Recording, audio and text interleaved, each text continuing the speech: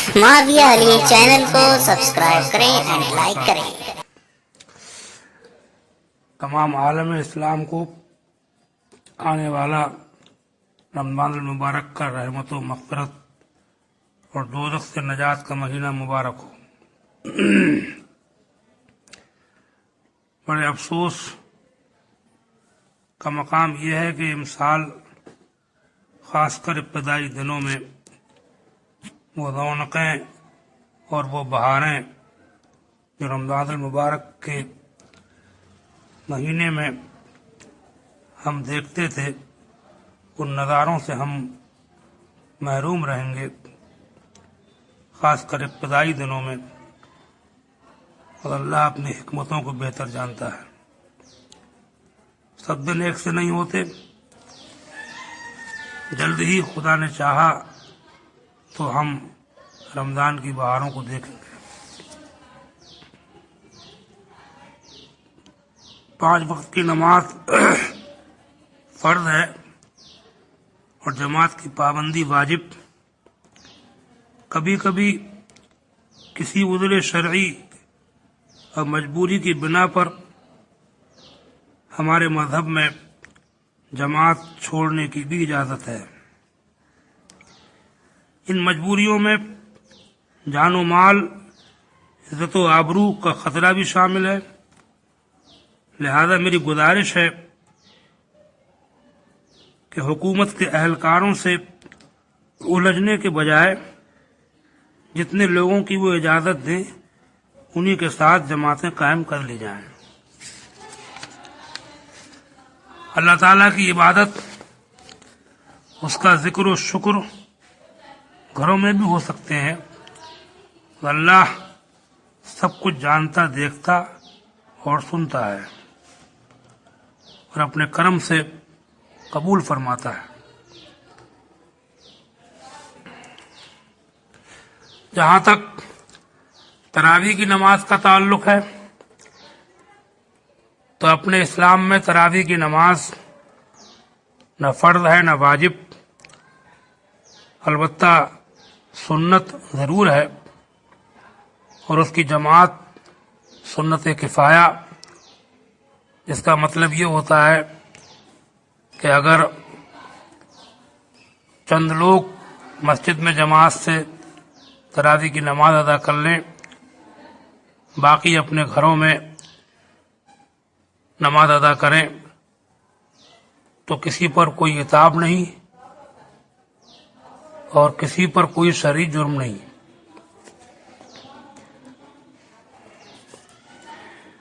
موجودہ دردناک حالات میں ایک خاص بات یہی بتانا چاہوں گا کہ اس لمبے لاک ڈاؤن کی وجہ سے غریبوں مزدوروں کے لیے ایک مصیبت کھڑی ہو گئی ہے۔ بعض جگہ بھکمری کی نوبت آ گئی ہے یا آنے والی ہے۔ خوشحال لوگ ان پر ترس کھائیں، کہیں ایسا نہ ہو کہ آپ اور آپ کے بچے شکمسیر ہو کر کھاتے ہوں اور پڑوس میں چولہے نہ جلیں۔ اگر ایسا ہوا تو مزید عذاب الہی کا انتظار کرو۔ تم دیکھ رہے ہو کہ دولتیں خدا کے قہر سے بچا نہیں پاتی۔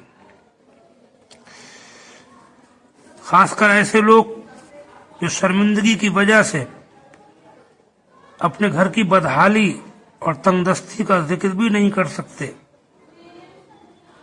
انہیں ڈھونڈو، از خود ان کے گھروں پر راشن پانی پہنچاؤ۔ یہ خالد جنت کا راستہ ہے۔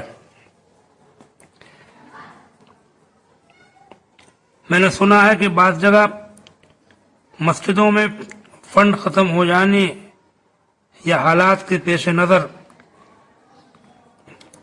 جماعت کی خاص ضرورت نہ سمجھنے کی وجہ سے کچھ لوگ مسجدوں سے اماموں کو معزول کر رہے ہیں۔ اس بھکمری کے دور میں یہ بہت غلط بات ہے۔ اگر فنڈ ختم بھی ہو گئے ہوں پھر بھی انہیں بحال رکھا جائے۔ بستی کے خوشحال مالدار لوگ تنخواہ کے طور پر نہ صحیح ایسے ہی ان کے شریک حال رہیں، ان کی مدد کریں، اور مدد تو عشر و زکوٰۃ اور فطرے کی رقم سے بھی کی جا سکتی ہے، اور مستحق اگر نمازی، دیندار اور صاحب علم ہو تو اس کو زکوٰۃ دینا، عشر دینا، صدقہ فطر دینا سب سے افضل اور مقدم ہے۔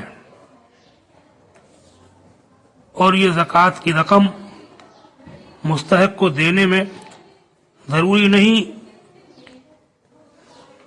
کہ اس کو بتایا جائے کہ یہ زکوٰۃ ہے، آپ نیت کر لیں تب بھی کافی ہے۔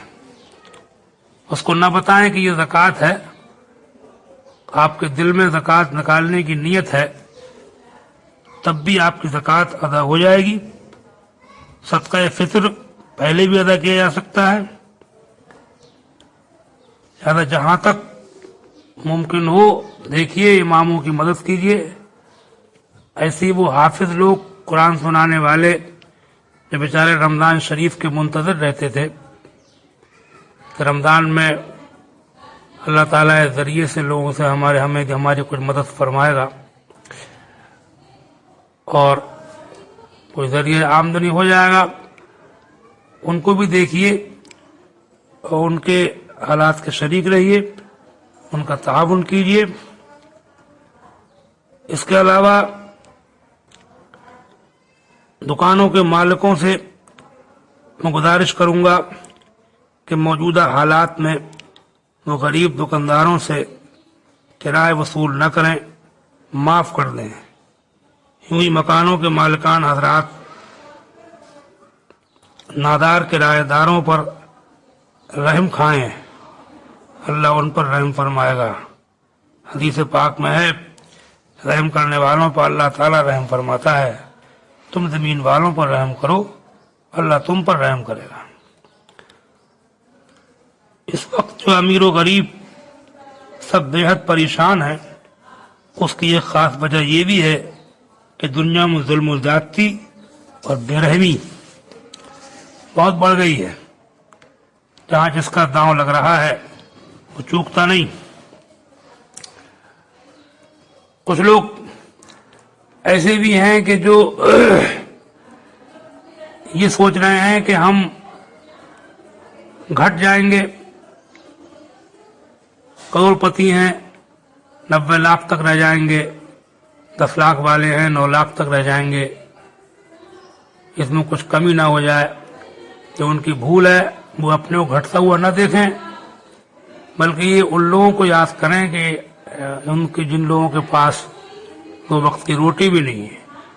آپ کو اپنے گھٹنے کی فکر ہے اور ان لوگوں کو آپ بالکل بھول گئے کہ گھر سے بے گھر تیرے میرے 10 نگر ہیں، مل گیا تو کھا لیا۔ اور نفاقوں کی بھی نوبت ہے، ان کو دیکھو اور اللہ کا شکر کرو۔ اس بات کی پرواہ مت کرو کہ ہم کچھ پہلے کے مقابلے میں نیچے کو آ رہے ہیں۔ حدیث پاک میں رسول پاک سید عالم صلی اللہ علیہ وسلم نے فرمایا کہ تم میں سے جب کوئی اپنے سے افضل کو دیکھے، اعلیٰ کو دیکھے، تو اپنے نیچے کے لوگوں کو بھی نظر رکھے۔ خدا پاک آنے والے رمضان کے مبارک مہینے تو ہم سب کے لیے رحمت و بخشش اور جنت کے دخول اور جہنم سے نجات کا مہینہ بنائے، اور تمام عالم خاص کر ہمارے ملک کے باشندوں کو ہر بلا سے محفوظ فرمائے، اور کمزوروں کو ظالموں کے ظلم سے بچائے۔ آمین یا رب العالمین۔ والصلاة والسلام علی سیدنا و مولانا محمد وعلی آلہ و اصحابہ اجمعین۔ السلام علیکم ورحمۃ اللہ تعالی وبرکاتہ۔